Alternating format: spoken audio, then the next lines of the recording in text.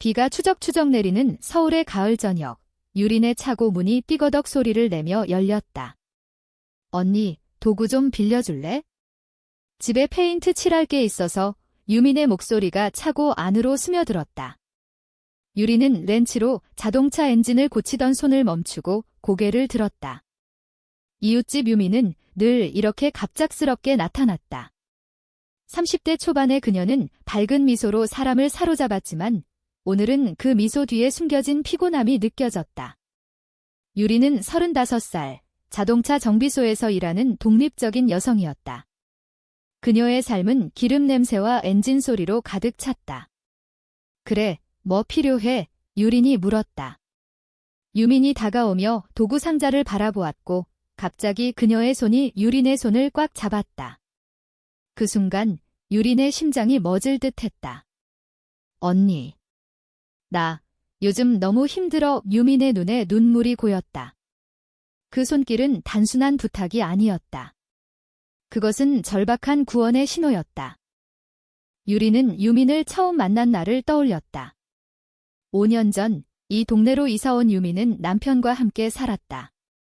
하지만 유민의 남편은 출장으로 자주 집을 비웠고 유민은 홀로 고독을 견디며 살았다.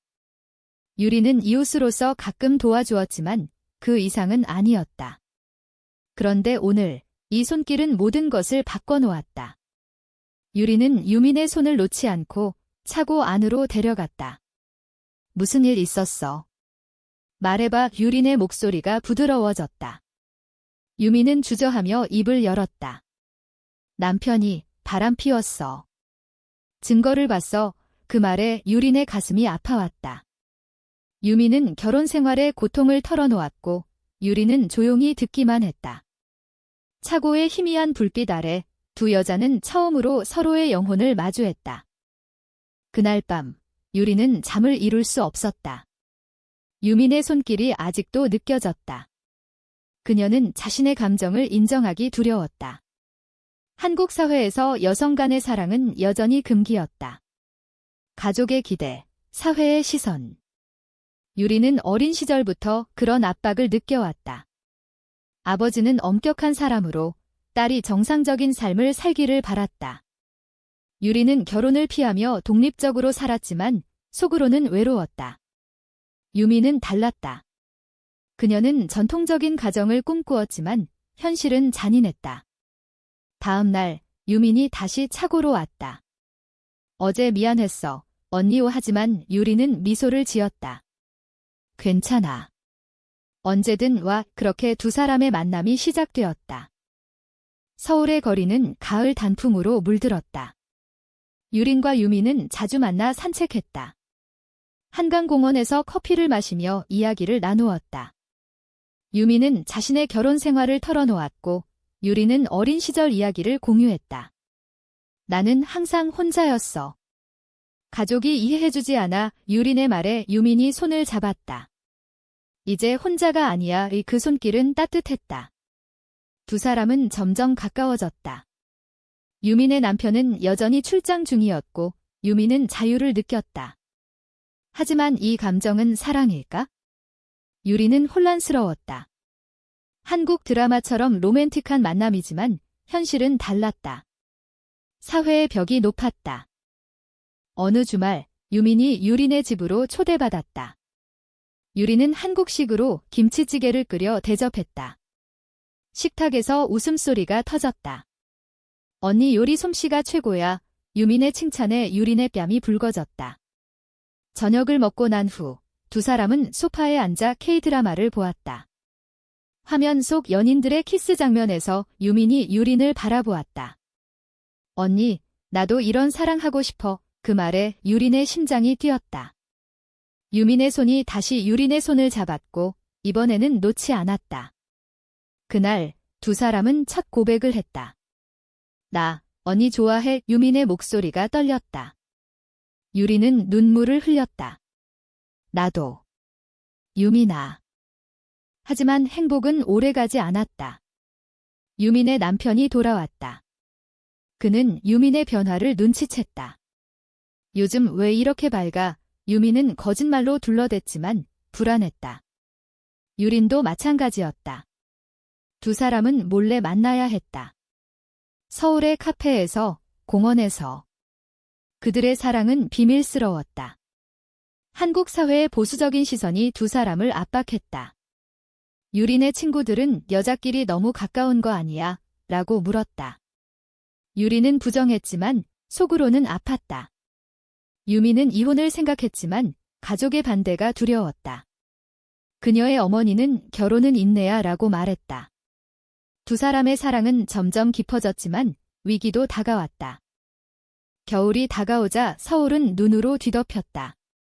유린과 유민의 만남은 더 조심스러워졌다. 유민의 남편, 민주는 점점 의심을 품었다. 너 요즘 자주 외출하네.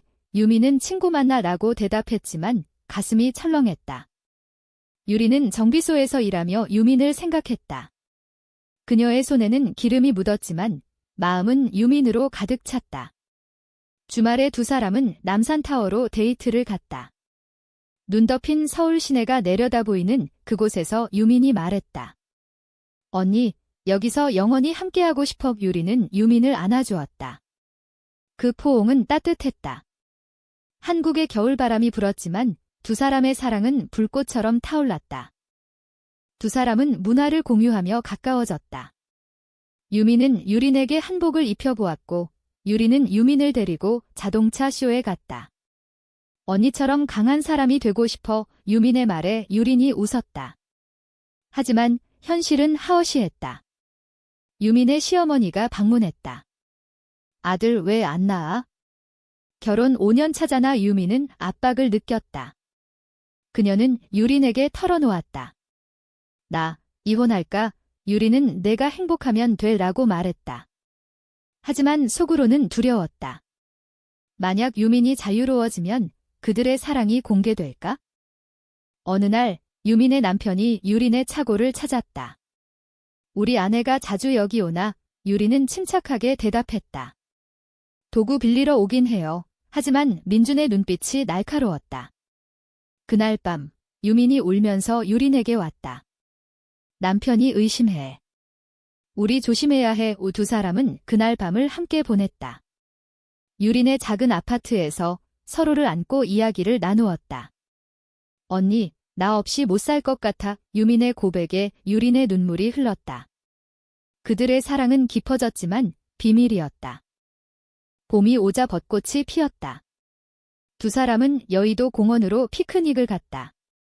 벚꽃 아래서 유민이 유린의 손을 잡고 말했다. 이 순간이 영원했으면 유린은 우리 함께라면 가능해 라고 답했다. 하지만 행복 속에 그림자가 드리웠다. 유민의 친구 하나가 두 사람을 목격했다. 유민아, 그 언니랑 뭐야? 이상해. 유민은 부정했지만 소문이 퍼지기 시작했다. 한국 사회의 가십은 빠르게 퍼졌다. 유린의 가족도 알게 되었다. 유린의 오빠가 전화했다. 너 요즘 이상한 소문 들리던데? 정신 차려. 유린은 아팠다. 충돌이 시작되었다. 유민의 남편이 증거를 찾았다. 유민의 핸드폰에 유린과의 메시지가 있었다. 너 이 여자랑 뭐야? 민준의 분노가 폭발했다. 유민은 울면서 친구야 라고 거짓말했지만 믿지 않았다. 그날 유민은 집을 나와 유린에게 갔다. 언니, 나 이제 어떻게 해? 유린은 유민을 안아주었다. 함께 이겨내자. 하지만 민주는 포기하지 않았다. 그는 유린의 정비소를 찾아와 위협했다. 우리 아내 건드리지 마. 유린은 두려웠지만 강하게 대응했다. 유민이 행복하지 않아요. 두 사람의 사랑은 시험대에 올랐다. 유민은 이혼 소송을 준비했다. 하지만 가족의 반대가 심했다. 어머니는 지혼하면 집안 망신이야 라고 말했다. 유린도 가족과 마찰을 빚었다. 아버지가 너 같은 딸 필요 없어 라고 소리쳤다. 그래도 두 사람은 포기하지 않았다. 서울의 밤거리를 걸으며 서로를 위로했다. 우리 사랑은 잘못된 게 아니야. 유민의 말에 유린이 고개를 끄덕였다. 봄바람이 불었지만 그들의 마음은 겨울처럼 차가웠다. 여름이 되자 더위가 서울을 덮쳤다. 유린과 유민의 관계는 더 깊어졌지만 충돌도 커졌다. 유민의 이혼 소송이 시작되었다. 법정에서 민주는 자네가 다른 여자를 사랑한다고 주장했다. 판사는 놀랐고 유민은 창피함을 느꼈다. 한국 사회에서 동성애는 여전히 논란거리였다. 언론이 이 소식을 보도하기 시작했다. 이혼 소송 중 동성 연인 의혹, 유린의 정비소에 손님이 줄었다. 고객들이 그런 사람한테 차 맡기기 싫어라고 말했다. 유린은 상처받았지만 버텼다. 유민의 가족은 그녀를 포기했다. 어머니가 너 같은 딸 필요 없어 라고 말했다. 유민은 울면서 유린에게 의지했다. 언니, 나 이제 혼자야. 유린은 아니, 나 있잖아 라고 위로했다. 두 사람은 작은 아파트로 이사했다. 함께 사는 삶이 시작되었다. 아침에 김밥을 싸서 출근하고 저녁에 함께 드라마를 보았다. 하지만 행복은 짧았다. 민준의 복수가 시작되었다. 그는 유린의 정비소에 악성 리뷰를 퍼뜨렸다. 레즈비언이 운영하는 곳, 가지 마세요. 유린의 사업이 위기에 처했다. 고조되는 긴장 속에 배신이 일어났다. 유민의 옛 친구, 수진이 나타났다. 수진은 유민의 비밀을 알고 있었다. 유민아, 내가 행복하면 돼. 하지만 민준이 돈을 주면 수진은 민준에게 정보를 팔았다. 민준은 유린을 고소했다. 아내 유혹죄, 물론 법적으로 무효였지만 소문이 더 퍼졌다. 유린은 절망했다. 유민아, 왜 내 친구가? 유민은 충격받았다. 믿을 수 없어. 수진과의 우정이 깨졌다. 배신의 아픔이 두 사람을 더 강하게 만들었다. 여름밤, 두 사람은 한강에서 산책했다. 언니, 미안해. 내 탓이야. 유민의 눈물에 유린이 말했다. 아니, 우리 함께라면 괜찮아. 하지만 사회의 압박이 컸다. 유린의 아버지가 병원에 입원했다. 스트레스 때문에 유린은 죄책감을 느꼈다. 내 사랑 때문에 가족이 아파. 유민은 포기하지 마라고 말했다. 고조되는 감정 속에 두 사람은 더 깊은 대화를 나눴다. 한국 문화의 전통과 현대의 충돌. 동성애 권리가 서서히 인정되지만 여전히 어려웠다. 클라이맥스가 다가왔다. 민준이 유린의 아파트를 찾아왔다. 유민 돌려줘. 그는 소리쳤고 유린은 막았다. 유민은 자유야의 싸움이 벌어졌다. 유민이 중재했지만 민준의 분노가 폭발했다.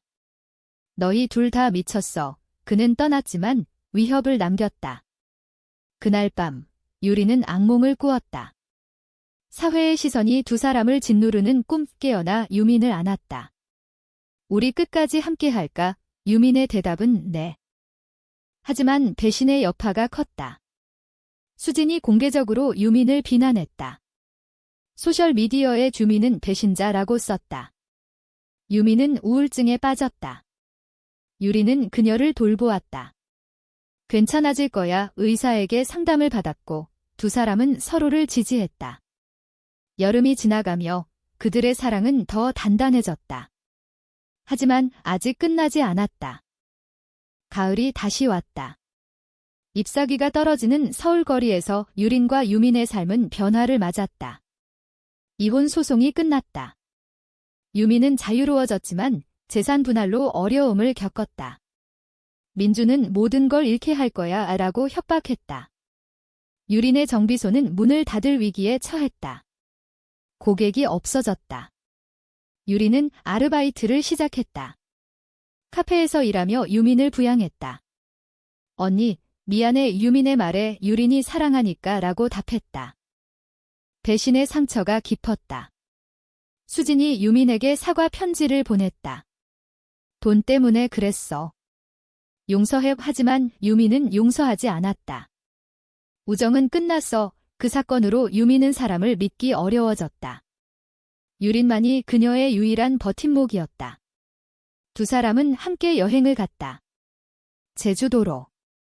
바다를 보며 유민이 말했다. 여기서 새로 시작하자. 유리는 동의했다. 제주의 검은 모래사장에서 손을 잡고 산책했다. 한국의 자연이 그들을 치유했다. 하지만 고조되는 충돌이 다시 왔다. 유린의 가족이 그녀를 찾아왔다. 오빠가 집으로 돌아와? 이 생활 그만해. 유린은 거부했다. 내 삶이야. 아버지는 너 때문에 내가 아파라고 말했다. 유린은 눈물을 흘렸다.